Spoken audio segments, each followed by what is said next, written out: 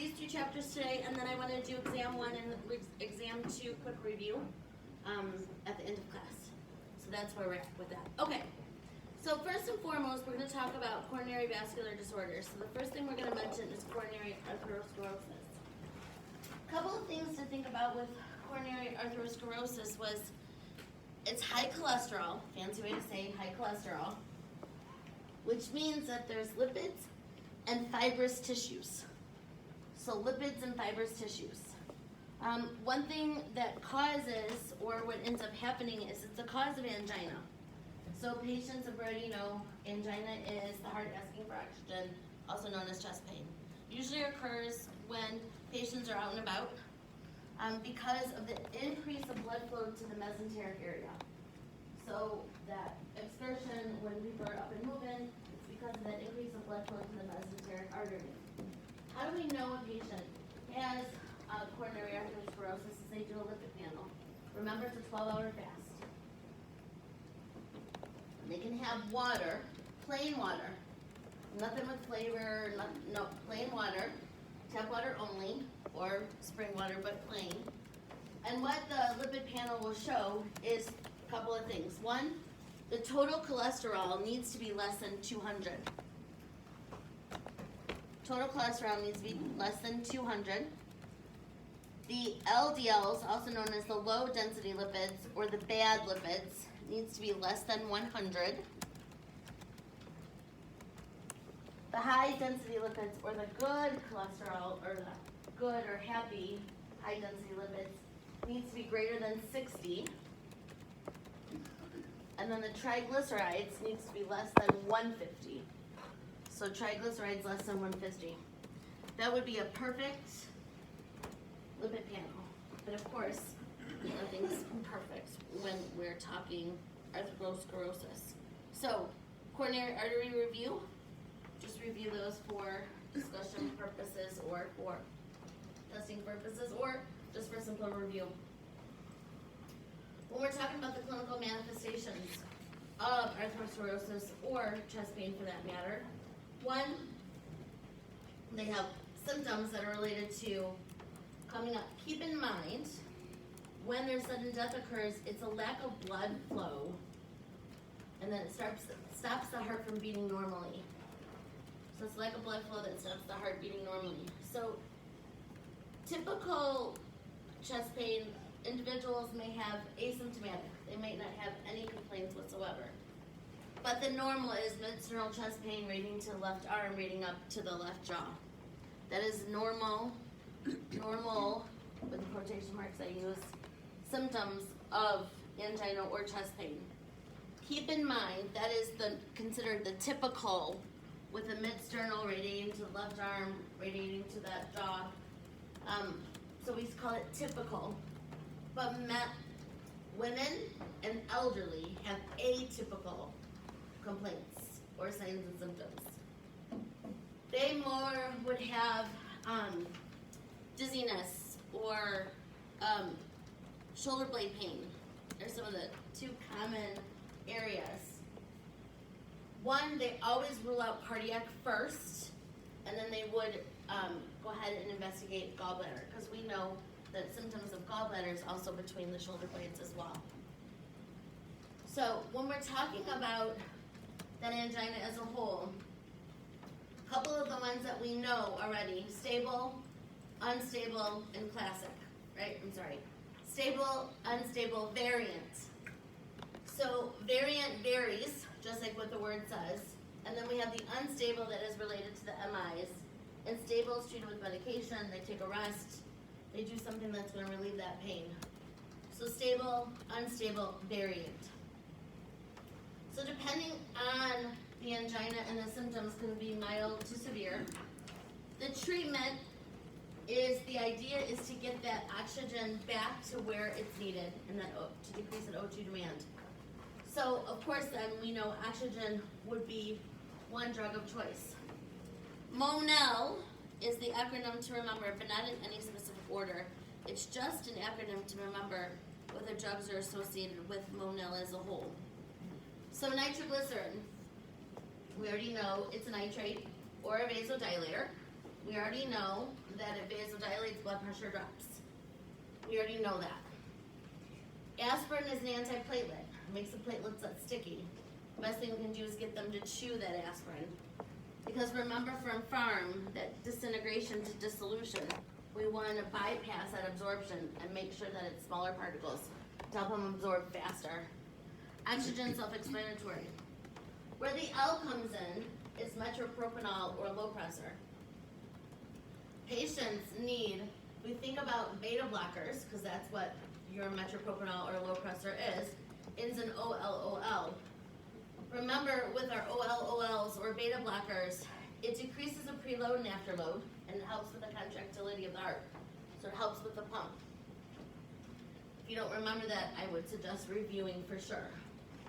Then, other medications that could get added on would be your CCBs.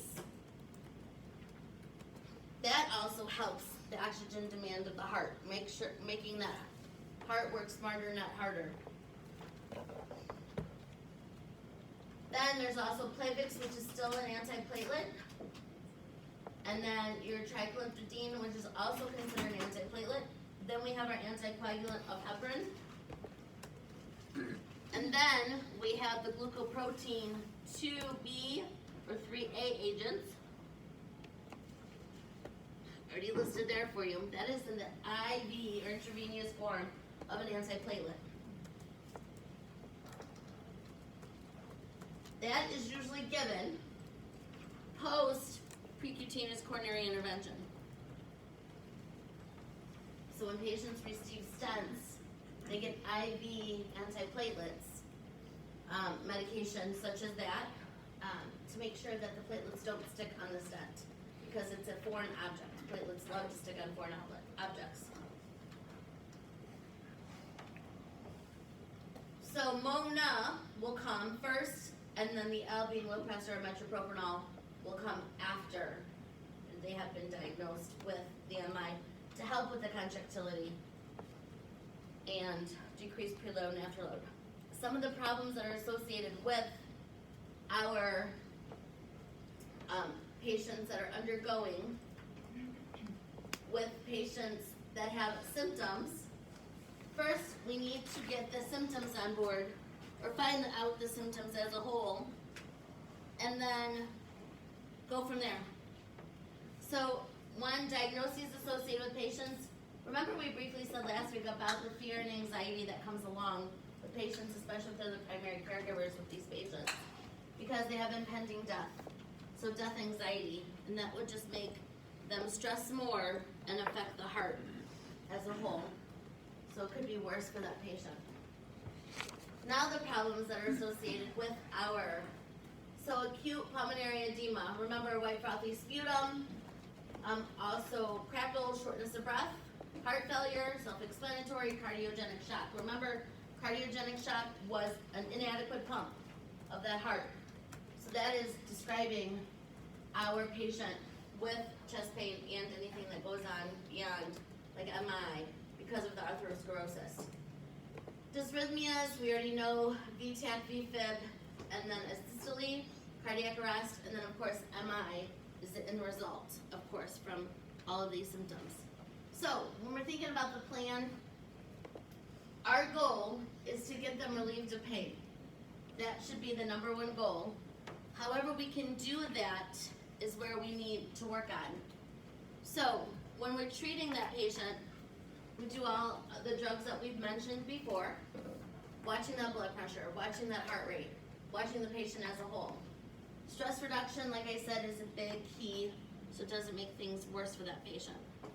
So an MI describes angina, unstable angina. So when I think of unstable angina, I automatically think MI. Some of the causes of MIs: cocaine, too low or too high of blood pressure, so hypo or hypertension, thyroid toxidosis, rapid heart rate, heart failure, and AFib. So cocaine, hypo or hypertension, thyroid toxidosis, rapid heart rate, heart failure, and AFib. So, last week we learned about ECGs. When we're talking ECGs, this is a picture of what you will see, and it's actually a great picture, because if you notice, the zone of infarction is where we start. So that is just the dark purple area. Now mind you, this is a cross-section of the heart. It's been cut but if you remember, if it's 3D, this area here in 3D wise would be that dark purple for the zone of infarction. Then we lead to the lighter purple, or lavender, lilac, whatever would you like to call that, the zone of injury. So the infarct happened here because lack of blood flow, but it's also now affecting a bigger area, okay? And you see the correlation of what's happening on your ECG monitor. So zone of injury, that's where the ST elevation is happening. It's actually starting, but now it's really, really a little more elevated. And then you see your T wave is depressing. Then the zone of ischemia, again, keeping in mind that it's a 3D picture, but there's that yellow, light yellow color. And now the zone of ischemia is even bigger, bigger. So now we definitely have a depressed T wave, okay? Being below that line of scrimmage or below that line, so it's depressed. So in looking at it now, it's multiple layers of that heart muscle that is affected by the ischemia. So it's not getting blood flow as a whole. So, diagnosing wise with these patients. One, of course, an EKG, which is that 12 lead that we had mentioned, and that should be a K. We put them on an ECG monitor. And then we also have a laboratory test. Some facilities call them cardiac biomarkers, some call them cardiac markers, some call them cardiac enzymes. So depending on the facility, all meaning the same stuff. Just the words they use associated with that. So a CK or CKMB, myoglobins, troponin T's, or I's. So one of the things about the first two that we're going to mention, CPK and CPKMB, same thing. If a patient stubs their toe prior to or strains their back, their myoglobin or CPK or CK is going to be elevated. So it's not only it's talking about muscles in general if there's a breakdown. The one specific to cardiac, which is your troponins. Troponin T's and troponin I's. Troponin T's are just rapid within that first 15 minutes. It usually happens around 12 minutes. And then the troponin I's are ones that take a little bit longer. However, it's still a troponin. So troponins are indicative of cardiac injury. With that said, one of the biggest things is if a patient has renal failure, they're going to get a false positive troponin. So negative 0.1 is considered normal or no injury. Anything higher than that is suspicious of cardiac injury. So usually renal failure patients run about 0.6. And so that shows that it could be a false positive, but they rule it out by testing it 2 hours later. So the rule of thumb is when that patient comes in first with that chest pain, they get the workup done, and then 2 hours from that point, they get another repeat troponin. So they want to make sure there's no change. Of course, correlating into the patient's ECG monitor, the EKG they just had done, and the patient themselves with assessment-wise. Then they will repeat it again in 6 hours. So it's onset 2 hours, and then 6 hours after that. Then depending on the facility and the physician, they could order it every 8 hours after that, just the next morning, maybe every 12. Again, that is all indicative or subject to change per the physician and the facility. So, with that said, diagnosis of acute with treatments. We mentioned Monell. The goal is to get them to precutaneous coronary intervention as soon as possible. Vital component of nursing care is assessment on these acute coronary syndromes. We need to keep an eye on them. Diagnosis The problems associated with some of the same things that we had mentioned already, with the pulmonary edema, the cardiogenic shock, heart failure, dysrhythmias, cardiac arrest. The two that gets added is our pericardial infusion. That is an accumulation of fluid in that pericardial sac. We mentioned cardiac tamponade last week, but now it's a compression of that heart. Compression of that heart, which we'll talk treatment here in a bit. What do we see on the ECG monitor when we have patients in cardiac tamponade? Torsades. What is it? Is it the Tora? I can't say the word. Torsades, yep. Torsades de points, twisting of the points. And by definition, it's VTAC, VFib, VTAC, VFib, VTAC, VFib, right? It's got a combination of both of those. So that is the actual compression. So our plan for patients with acute coronary syndrome, number one priority is balancing that myocardial oxygen supply with the demand. That is our goal, is to get the supply to equal the demand. That's why in Monell, that O is there for oxygen. And then also, not only doing that as number one priority, nursing care-wise is decreasing the patient's fear and anxiety, as I stated a couple of times already. So we're getting patients to precutaneous coronary intervention. This is the fancier way to say cath lab, cardiac catheterization. We call it precutaneous coronary intervention. You'll see it abbreviated PCI. So precutaneous coronary intervention. So they get their angiogram. So a lot of times here, it's now in, depending on the patient and the physician, radial or the antecubital. They're still doing some grinds, depending on the patient. So size matters, physician matters, facility matters, vascular patient, the vessels in the patient matters, their smoker matters, small vessel disease associated with that, diabetes associated with that, but less, I don't want to say invasive because it's still invasive, but quicker return time of patient getting up and going.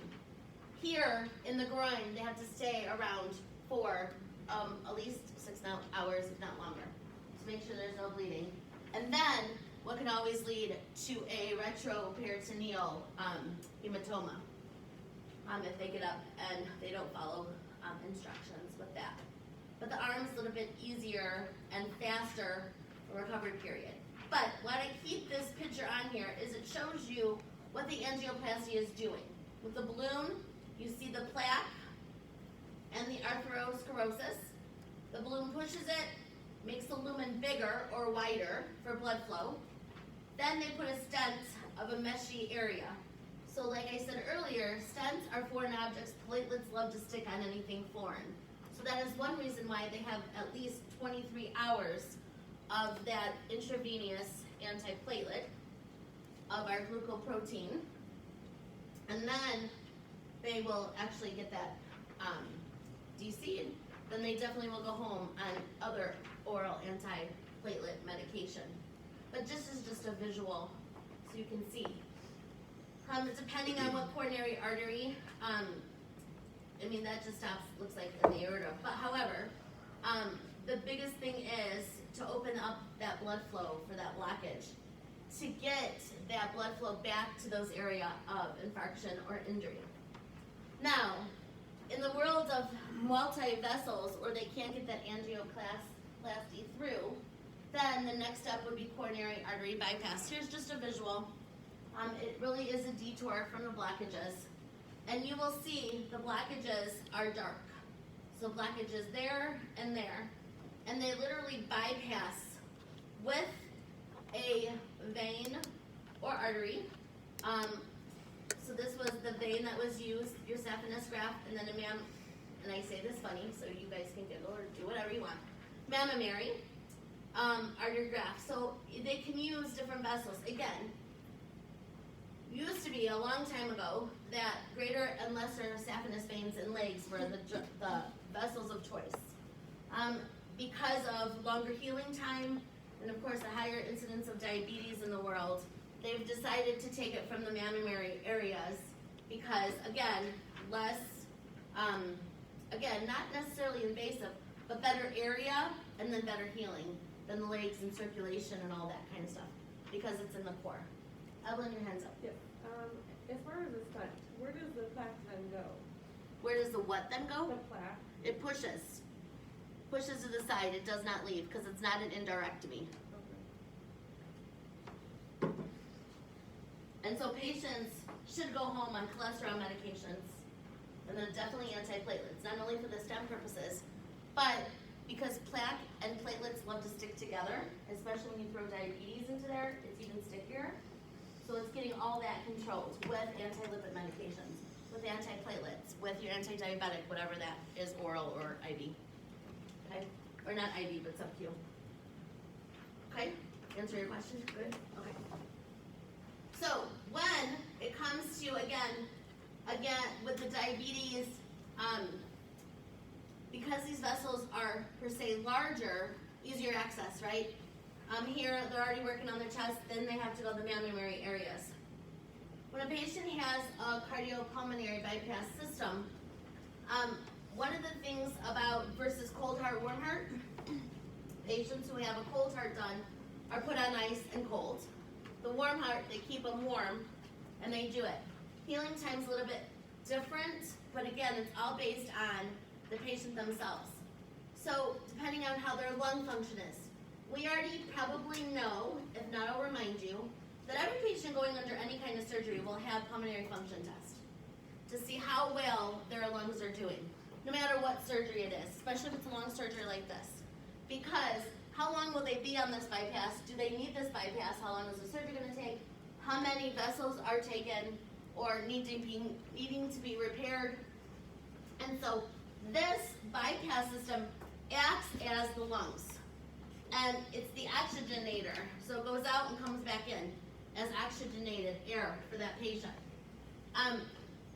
Depending how long they're going to be on this is how long healing time and management after is going to be determined by how long and how well the patient did during this particular procedure. So when we get patients back in ICU, they are a one-on-one with the nurse, period. Because there's a lot of stuff for that nurse from head to toe to take care of on this patient. Patient is we need to make sure they're stable, and how we do it was that ongoing assessment like we did with shock. So going from head to toe for this patient, one thing to think about is the NG tube. The NG tube post open heart is not a matter of feeding. We can do that 24 hours after if the patient is stable, hemodynamically stable is the proper words. Hemodynamically stable. The reason this patient has an NG is for gastric decompression, because they still have their endotracheal tube in. We'll talk more endotracheal tubes and our NGs and vents and all that next week with respiratory. However, this is just looking at the patient from head to toe. Endotracheal tube on a vent. Then we have a Swan-Ganz catheter. That is measuring the pulmonary artery pressure, and we'll mention that here in a little bit. Then you see the leads not placed properly. However, you see the ECG leads. Then you will see these two little dots here, called pacer wires. They literally have aluminum with they look like needles, but without the point on them. They're dull. And the patient then, if their heart rate goes below a certain rate and they're not amped, what they do is, in a temporary pacemaker, they put those 4 leads. And why is there 4? 4 chambers of the heart. So they'll take the 4 leads, put them into the temporary pacemaker to amp up their heart rate and to get their heart rate back to where they want for perfusion purposes, right? It's all about perfusion. So if the conduction of the heart goes astray, that is why we have pacer wires that are coming out of the patient. And again, if you look, right-sided of the patient, right atrium, right ventricle, left atrium, left ventricle. That's why there's 4. Now, one thing about the dressings that are associated, we don't want those leads to touch. So we do the sandwich effect, we put the gauze, then the lead, then a gauze, because we never want those leads to touch each other. So we have to make sure they keep separated when they're dressing and they're put on the patient. So they just won't be hanging out for fun. This patient has chest tubes, so there's 3, or drainage systems. There will be a wide chest tube draining the excess blood from surgery. We want to hope that that blood drainage that comes from that site is darker red. We do not want to see bright red, because that shows that one of the bypasses, for lack of a better word, has detached from itself or from what they just grafted. So we want to make sure that that looks like old blood or clotted blood and not frank red blood. So again, it's to drain off that excess that's around and to keep an eye on what's doing that. So we'll talk more about chest tubes again next week as well. Pulse ox, art line, this is precise atrial blood pressure. We want precise. And in order to check the patient's arterial blood gases, easy access with an art line as well. So not only for blood pressure monitoring to make sure that the patient is hemodynamically stable, but it's also to make sure that we can monitor that patient's ABGs while on event, to make sure we know what their blood gases are doing. They would have an indwelling catheter. It is going to have a urometer on it, so it's measuring urinary output every hour. Why? To measure cardiac output. 9 times out of 10 in our swan gowns, we could potentially have a cardiac monitor put on as well with that device. Again, depends on the status of the patient. And then this is just to make sure we remind ourselves to check pedal pulses and any peripheral pulses to make sure that patient still has blood flow going to those extremities because of perfusion, cap refill, all of that's going to be measured. The patient will be pale in color because of perfusion purposes. So we hope that they get back to normal skin color based on perfusion with this procedure as a whole. Questions about any of that?